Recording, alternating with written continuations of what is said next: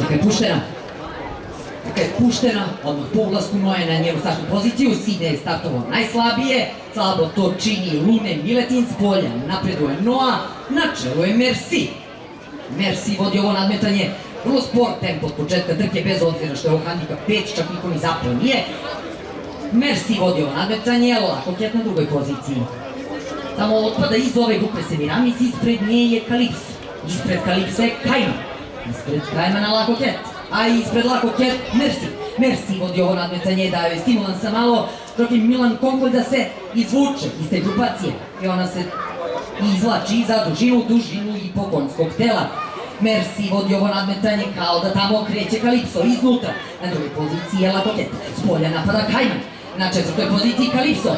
Stežu Lakoket iznutra, Kalipso diže bić Šašić iz polja Kajman. Nešto šire otvorio. Ušao u ovu krivinu i da vidimo završi to da su 4 grla. Merci šeta pred Lakoket. To koristi Kalipso.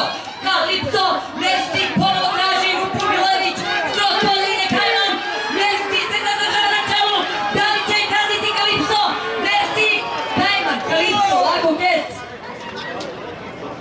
Neće možda kažu sudije, 5. mesto, pazite na psa.